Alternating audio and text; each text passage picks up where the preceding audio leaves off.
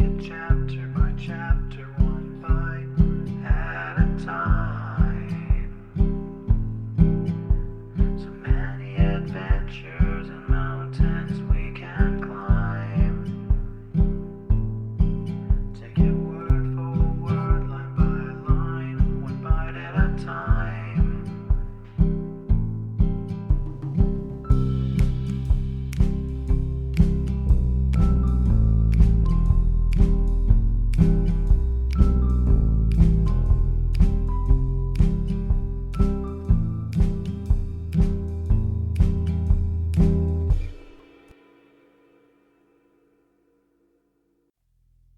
Welcome to Bite at a Time Books, where we read you your favorite classics one bite at a time. My name is Bree Carlile, and I love to read, and wanted to share my passion with listeners like you. If you enjoy our show, be sure to follow us so you get all the new episodes. If you want to see exclusive behind the scenes of our show, follow us on YouTube. We would also love for you to drop us a rating on your favorite podcast platform, and share our show with your friends. You can catch us on all the social medias at Bite at a Time Books. Don't forget, we're running a contest on our social media for the duration of Season 10. Today, we will be continuing Anne of Green Gables by Lucy Maud Montgomery. Chapter 2. Matthew Cuthbert is surprised. Matthew Cuthbert and the sorrel mare jogged comfortably over the 8 miles to Bright River. It was a pretty road, running along between snug farmsteads with now and again a bit of balsamy fir wood to drive through, or a hollow where wild plums hung out their filmy bloom.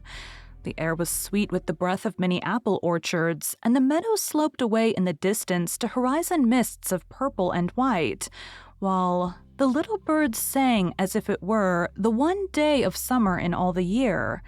Matthew enjoyed the drive after his own fashion, except during the moments when he met women and had to nod at them.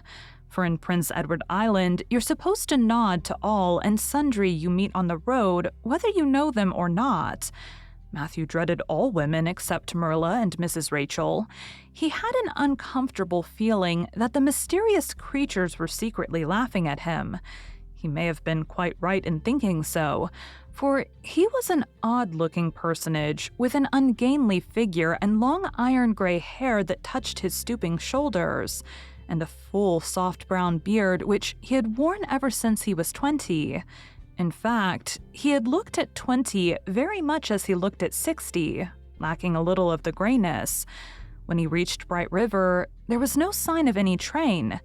He thought he was too early, so he tied his horse in the yard of the small Bright River Hotel and went over to the station house. The long platform was almost deserted, the only living creature in sight being a girl who was sitting on a pile of shingles at the extreme end.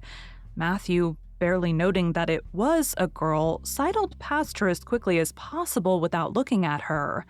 Had he looked, he could hardly have failed to notice the tense rigidity and expectation of her attitude and expression. She was sitting there waiting for something or somebody, and since sitting and waiting was the only thing to do just then, she sat and waited with all her might and main.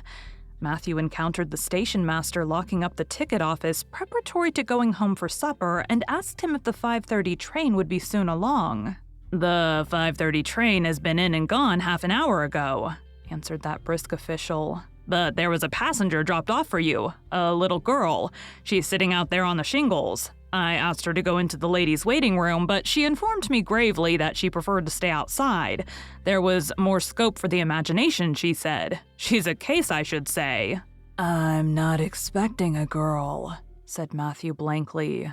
"It's a boy I've come for. He should be here. Mrs. Alexander Spencer was to bring him over from Nova Scotia for me." The station master whistled. "Guess there's some mistake," he said. "Mrs. Spencer came off the train with that girl and gave her into my charge. Said you and your sister were adopting her from an orphan asylum and that you would be along for her presently. That's all I know about it, and I haven't got any more orphans concealed hereabouts." "I don't understand," said Matthew helplessly, wishing that Marilla was at hand to cope with the situation. "Well, you'd better question the girl," said the station master carelessly. "I dare say she'll be able to explain. She's got a tongue of her own, that's certain. Maybe they were out of boys of the brand you wanted." He walked jauntily away. Being hungry, and the unfortunate Matthew was left to do that which was harder for him than bearing a lion in its den. Walk up to a girl, a strange girl, an orphan girl, and demand of her why she wasn't a boy. Matthew groaned in spirit as he turned about and shuffled gently down the platform towards her. She had been watching him ever since he had passed her, and she had her eyes on him now. Matthew was not looking at her and would not have seen what she was really like if he had been, but an ordinary observer would have seen this. A child of about 11, garbed in a very short, very tight, very ugly dress of yellowish-gray wincey. She wore a faded brown sailor hat, and beneath the hat, extending down her back, were two braids of very thick, decidedly red hair. Her face was small, white, and thin, also much freckled. Her mouth was large, and so were her eyes, which looked green in some lights and moods and gray in others. So far, the ordinary observer, an extraordinary observer, might have seen that the chin was very pointed and pronounced, that the big eyes were full of spirit and vivacity, that the mouth was sweet-lipped and expressive, that the forehead was broad and full. In short, our discerning extraordinary observer might have concluded that no commonplace soul inhabited the body of this stray woman-child of whom shy Matthew Cuthbert was so ludicrously afraid. Matthew, however, was spared the ordeal of speaking first, for as soon as she concluded that he was coming to her, she stood up, grasping with one thin brown hand the handle of a shabby old-fashioned carpet bag. The other she held out to him. "I suppose you are Mr. Matthew Cuthbert of Green Gables?" she said in a peculiarly clear, sweet voice. "I am very glad to see you. I was beginning to be afraid you weren't coming for me, and I was imagining all the things that might have happened to prevent you. I had made up my mind that if you didn't come for me tonight, I'd go down the track to that big wild cherry tree at the bend, and climb up into it to stay all night. I wouldn't be a bit afraid, and it would be lovely to sleep in a wild cherry tree all white with bloom in the moonshine, don't you think? You could imagine you were dwelling in marble halls, couldn't you? And I was quite sure you would come for me in the morning if you didn't tonight." Matthew had taken the scrawny little hand awkwardly in his. Then and there he decided what to do. He could not tell this child with the glowing eyes that there had been a mistake. He would take her home and let Marilla do that. She couldn't be left at Bright River anyhow, no matter what mistake had been made, so all questions and explanations might as well be deferred until he was safely back at Green Gables. "I'm sorry I was late," he said shyly. "Come along, the horse is over in the yard. Give me your bag." "Oh, I can carry it," the child responded cheerfully. "It isn't heavy. I've got all my worldly goods in it, but it isn't heavy. And if it isn't carried in just a certain way, the handle pulls out, so I'd better keep it because I know the exact knack of it. It's an extremely old carpet bag. Oh, I'm very glad you've come, even if it would have been nice to sleep in a wild cherry tree. We've got to drive a long piece, haven't we? Mrs. Spencer said it was 8 miles. I'm glad because I love driving. Oh, it seems so wonderful that I'm going to live with you and belong to you. I've never belonged to anybody. Not really, but the asylum was the worst. I've only been in it 4 months, but that was enough. I don't suppose you ever were an orphan in an asylum, so you can't possibly understand what it is like. It's worse than anything you could imagine. Mrs. Spencer said it was wicked of me to talk like that, but I didn't mean to be wicked. It's so easy to be wicked without knowing it, isn't it? They were good, you know, the asylum people, but there's so little scope for the imagination in an asylum, only just in the other orphans. It was pretty interesting to imagine things about them, to imagine that perhaps the girl who sat next to you was really the daughter of a belted earl, who had been stolen away from her parents in her infancy by a cruel nurse who died before she could confess. I used to lie awake at nights and imagine things like that because I didn't have time in the day. I guess that's why I'm so thin. I am dreadful thin, ain't I? There isn't a pick on my bones. I do love to imagine I'm nice and plump with dimples in my elbows." With this, Matthew's companion stopped talking, partly because she was out of breath and partly because they had reached the buggy. Not another word did she say until they had left the village and were driving down a steep little hill, the road part of which had been cut so deeply into the soft soil that the banks, fringed with blooming wild cherry trees and slim white birches, were several feet above their heads. The child put out her hand and broke off a branch of wild plum that brushed against the side of the buggy.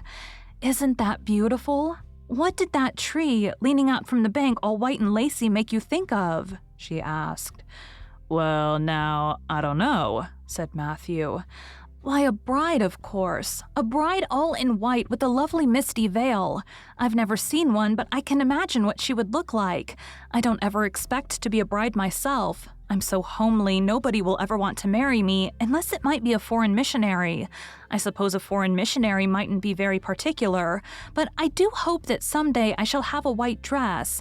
That is my highest ideal of earthly bliss. I just love pretty clothes, and I've never had a pretty dress in my life that I can remember. But of course, it's all the more to look forward to, isn't it? And then I can imagine that I'm dressed gorgeously.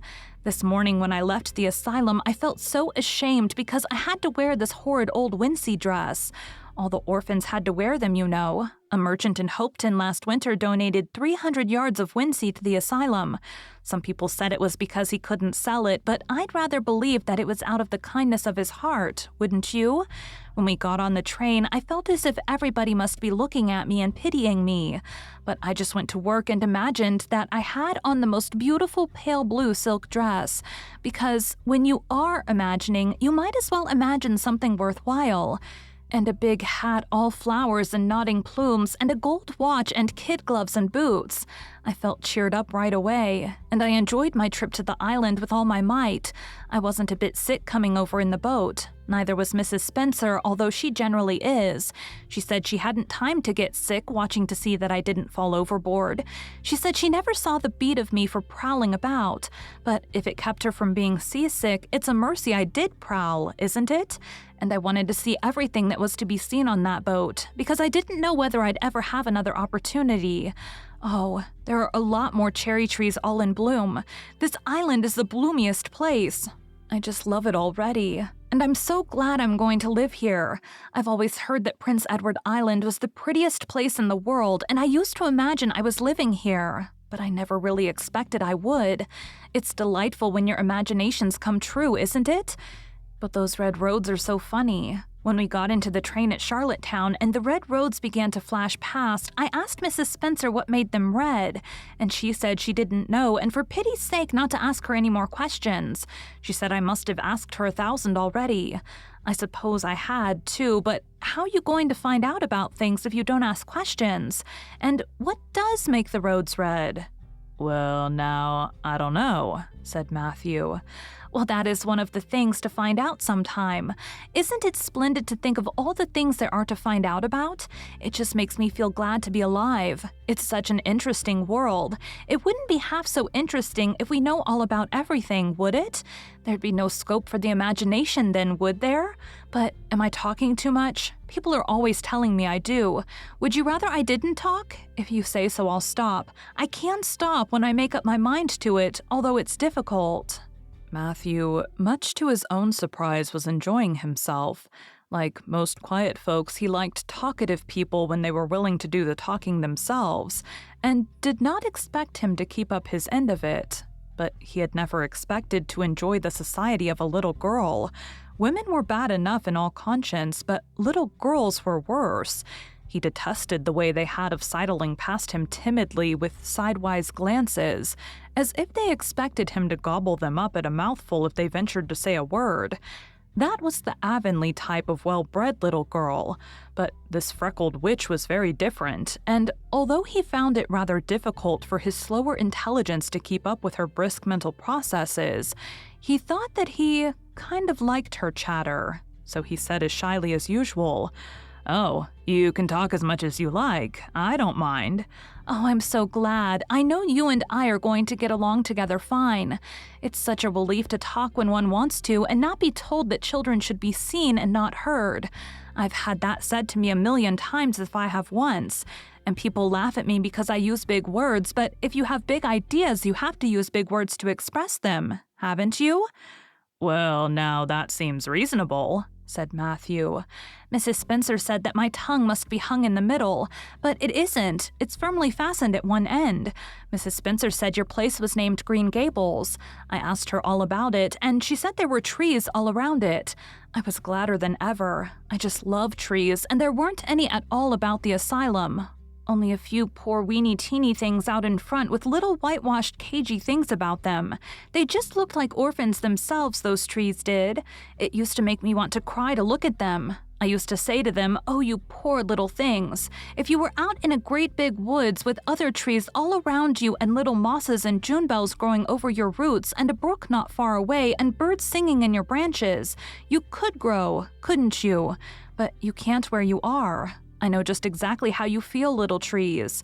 I felt sorry to leave them behind this morning. You do get so attached to things like that, don't you? Is there a brook anywhere near Green Gables? I forgot to ask Mrs. Spencer that. Well, now, yes, there's one right below the house. Fancy. It's always been one of my dreams to live near a brook. I never expected I would, though. Dreams don't often come true, do they? Wouldn't it be nice if they did? But just now I feel pretty nearly perfectly happy. I can't feel exactly perfectly happy because, well, what color would you call this?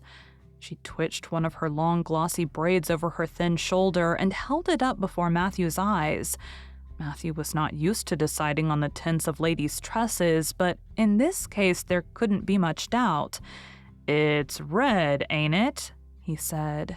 The girl let the braid drop back with a sigh that seemed to come from her very toes, and to exhale forth all the sorrows of the ages. Yes, it's red, she said resignedly. Now you see why I can't be perfectly happy. Nobody could who has red hair. I don't mind the other things so much, the freckles and the green eyes and my skinniness. I can imagine them away. I can imagine that I have a beautiful rose-leaf complexion and lovely starry violet eyes, but I cannot imagine that red hair away. I do my best. I think to myself, now my hair is a glorious black, black as the raven's wing. But all the time I know it is just plain red and it breaks my heart. It will be my lifelong sorrow. I read of a girl once in a novel who had a lifelong sorrow, but it wasn't red hair. Her hair was pure gold rippling back from her alabaster brow. What is an alabaster brow? I never could find out. Can you tell me? Well, now, I'm afraid I can't, said Matthew, who was getting a little dizzy. He felt as he had once felt in his rash youth when another boy had enticed him on the merry-go-round at a picnic. Well, whatever it was, it must have been something nice because she was divinely beautiful. Have you ever imagined what it must feel like to be divinely beautiful? Well, now, no, I haven't, confessed Matthew ingenuously. I have. Often. Which would you rather be if you had the choice? Divinely beautiful or dazzlingly clever or angelically good? Well, now, I don't know exactly. Neither do I. I can never decide. But it doesn't make much real difference, for it isn't likely I'll ever be either. It's certain I'll never be angelically good. Mrs. Spencer says, "Oh, Mr. Cuthbert! Oh, Mr. Cuthbert! Oh, Mr. Cuthbert!" That was not what Mrs. Spencer had said. Neither had the child tumbled out of the buggy, nor had Matthew done anything astonishing. They had simply rounded a curve in the road and found themselves in the avenue. The avenue, so called by the Newbridge people, was a stretch of road 400 or 500 yards long, completely arched over with huge, wide-spreading apple trees, planted years ago by an eccentric old farmer. Overhead was one long canopy of snowy fragrant bloom. Below the boughs, the air was full of a purple twilight, and far ahead a glimpse of painted sunset sky shone like a great rose window at the end of a cathedral aisle. Its beauty seemed to strike the child dumb. She leaned back in the buggy, her thin hands clasped before her, her face lifted rapturously to the white splendor above.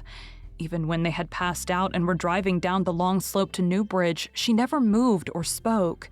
Still with rapt face, she gazed afar into the sunset west, with eyes that saw visions trooping splendidly across that glowing background. Through Newbridge, a bustling little village where dogs barked at them and small boys hooted and curious faces peered from the windows, they drove, still in silence. When 3 more miles had dropped away behind them, the child had not spoken. She could keep silence, it was evident, as energetically as she could talk.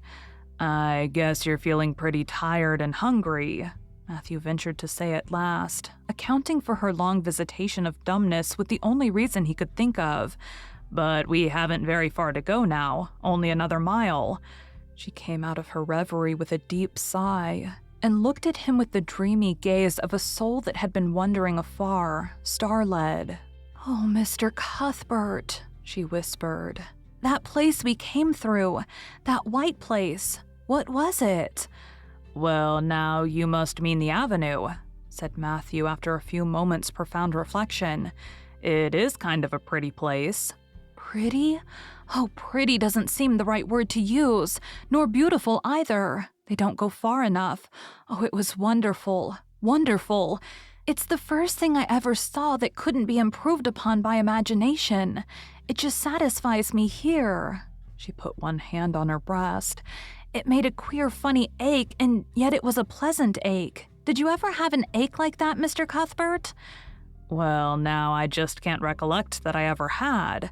"I have it lots of time, whenever I see anything royally beautiful, but they shouldn't call that lovely place the Avenue. There's no meaning in a name like that. They should call it, let me see, the White Way of Delight. Isn't that a nice imaginative name? When I don't like the name of a place or a person, I always imagine a new one and always think of them so. There was a girl at the asylum whose name was Hepzibah Jenkins, but I always imagined her as Rosalia de Vere. Other people may call that place the Avenue, but I shall always call it the White Way of Delight. Have we really only another mile to go before we get home? I'm glad and I'm sorry. I'm sorry because this drive has been so pleasant, and I'm always sorry when pleasant things end. Something still pleasanter may come after, but you can never be sure. And it's so often the case that it isn't pleasanter. That has been my experience anyhow. But I'm glad to think of getting home. You see, I've never had a real home since I can remember. It gives me that pleasant ache again just to think of coming to a really, truly home. Oh, isn't that pretty?" They had driven over the crest of a hill. Below them was a pond looking almost like a river, so long and winding was it. A bridge spanned it midway, and from there to its lower end, where an amber-hued belt of sandhills shut it in from the dark blue gulf beyond. The water was a glory of many shifting hues, the most spiritual shadings of crocus and rose and ethereal green, with other elusive tintings for which no name has ever been found. Above the bridge, the pond ran up into fringing groves of fir and maple, and lay all darkly translucent in their wavering shadows. Here and there, a wild plum leaned out from the bank like a white-clad girl tiptoeing to her own reflection. From the marsh at the head of the pond came the clear, mournfully sweet chorus of the frogs. There was a little gray house peering around a white apple orchard on a slope beyond, and, although it was not yet quite dark, a light was shining from one of its windows. "That's Barry's Pond," said Matthew. "Oh, I don't like that name either. I shall call it, let me see, the Lake of Shining Waters. Yes, that is the right name for it. I know because of the thrill. When I hit on a name that suits exactly, it gives me a thrill. Do things ever give you a thrill?" Matthew ruminated. "Well, now, yes, it always kind of gives me a thrill to see them ugly white grubs that spade up in the cucumber beds. I hate the look of them." "Oh, I don't think that can be exactly the same kind of a thrill. Do you think it can? There doesn't seem to be much connection between grubs and lakes of shining waters, does there? But why do other people call it Barry's Pond?"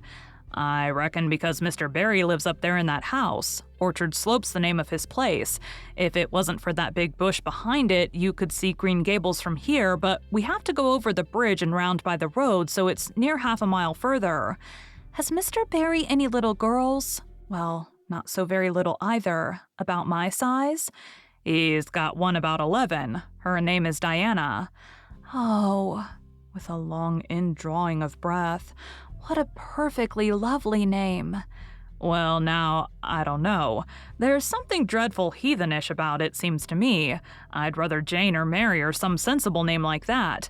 But when Diana was born, there was a schoolmaster boarding there, and they gave him the naming of her, and he called her Diana. I wish there had been a schoolmaster like that around when I was born then. Oh, here we are at the bridge. I'm going to shut my eyes tight. I'm always afraid of going over bridges. I can't help imagining that perhaps just as we get to the middle, they'll crumble up like a jackknife and nip us. So I shut my eyes, but I always have to open them for all when I think we're getting near the middle. Because you see, if the bridge did crumble up, I'd want to see it crumble. What a jolly rumble it makes. I always like the rumble part of it. Isn't it splendid there are so many things to like in this world? There, we're over. Now I'll look back. Good night, dear lake of shining waters. I always say good night to the things I love, just as I would to people. I think they like it. The water looks as if it was smiling at me. When they had driven up the further hill and around a corner, Matthew said, "We're pretty near home now. That's Green Gables over." "Oh, don't tell me," she interrupted breathlessly, catching at his partially raised arm and shutting her eyes that she might not see his gesture. "Let me guess. I'm sure I'll guess right." She opened her eyes and looked about her. They were on the crest of a hill. The sun had set some time since, but the landscape was still clear in the mellow afterlight. To the west, a dark church spire rose up against a marigold sky. Below was a little valley, and beyond, a long, gently rising slope with snug farmsteads scattered along it. From one to another, the child's eyes darted, eager and wistful. At last, they lingered on one away to the left, far back from the road, dimly white with blossoming trees and the twilight of the surrounding woods. Over it, in the stainless southwest sky, a great crystal white star was shining like a lamp of guidance and promise. "That's it, isn't it?" she said, pointing. Matthew slapped the reins on the sorrel's back delightedly. "Well, now you've guessed it, but I reckon Mrs. Spencer described it so's you could tell." "No, she didn't. Really, she didn't. All she said might just as well have been about most of those other places. I hadn't any real idea what it looked like, but just as soon as I saw it, I felt it was home. Oh, it seems as if I must be in a dream. Do you know, my arm must be black and blue from the elbow up, for I've pinched myself so many times today. Every little while a horrible sickening feeling would come over me, and I'd be so afraid it was all a dream. Then I'd pinch myself to see if it was real. Until suddenly, I remembered that even supposing it was only a dream, I'd better go on dreaming as long as I could. So I stopped pinching. But it is real, and we're nearly home." With a sigh of rapture, she relapsed into silence. Matthew stirred uneasily. He felt glad that it would be Marilla and not he who would have to tell this waif of the world that the home she longed for was not to be hers after all. They drove over Lynn's Hollow, where it was already quite dark, but not so dark that Mrs. Rachel could not see them from her window vantage, and up the hill and into the long lane of Green Gables. By the time they arrived at the house, Matthew was shrinking from the approaching revelation with an energy he did not understand. It was not of Marilla or himself he was thinking, or of the trouble this mistake was probably going to make for them, but of the child's disappointment. When he thought of that rapt light being quenched in her eyes, he had an uncomfortable feeling that he was going to assist at murdering something. Much the same feeling that came over him when he had to kill a lamb or calf or any other innocent little creature. The yard was quite dark as they turned into it, and the poplar leaves were rustling silkily all round it. "Listen to the trees talking in their sleep," she whispered, as he lifted her to the ground. "What nice dreams they must have." Then, holding tight to the carpet bag which contained all her worldly goods, she followed him into the house. Thank you for joining Bite at a Time Books today, while we read a bite of one of your favorite classics. If you enjoy our show, be sure to follow us so you get all the new episodes. If you want to see exclusive behind the scenes of our show, follow us on YouTube. We would also love for you to drop us a rating on your favorite podcast platform and share our show with your friends. You can catch us on all the social medias at Bite at a Time Books. Remember, we're currently holding a contest for the entire Anne of Green Gables series. Again, my name is Bree Carlile, and I hope you come back tomorrow while we take the next bite of Anne of Green Gables.